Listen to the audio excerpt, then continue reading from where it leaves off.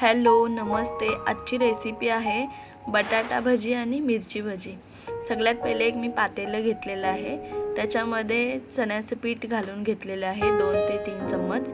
त्याच्यानंतर थोडी हळद घातलेली आहे, हळद घातल्यानंतर मीठ टाकलेलं आहे चवीनुसार आणि थोडीशी लाल मिरची पावडर टाकलेली आहे, तुम्ही नाही टाकली तरी चालेल। आणि कोथिंबीर कापून टाकलेली आहे। कोथिंबीर टाकल्यानंतर थोडंसं दिसायला पण भजी छान दिसते, म्हणून मी थोडी कोथिंबीर टाकते।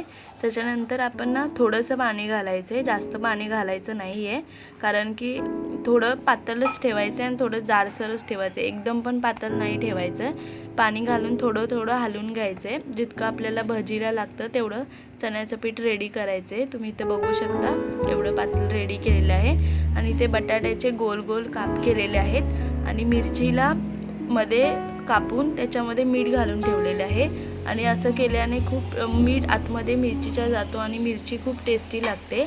आणि ते कढईमध्ये तेल गरम झालेलं आहे, स्लोवरच ठेवायचं आहे गॅस। आणि इथे मिरची चण्यामध्ये डीप करून फ्राय करायला ठेवलेलं आहे आणि तुम्ही बघू शकता मिरची एकदम छान रेडी झालेली आहे, पलटी केलेलं आहे आणि स्लोवरतीच फ्राय करायचे। थोडीशी ब्राउनिश झाल्यानंतर टिश्यू पेपरवरती ठेवून घ्यायचे, त्याने काय होतं मिरचीतलं सगळं तेल निघून जातं। आणि ही मिरची तुम्ही घरी ट्राय करा, तुमच्या घरी डाळ भातासोबत फक्त मिरची खाल्ली तरी पण खूप टेस्टी लागते, भाजीची पण गरज लागत नाही आहे। आणि इथे बटाट्याचे काप पण मी चण्याच्या पिठामध्ये डीप करून टाकलेले आहेत कढईमध्ये।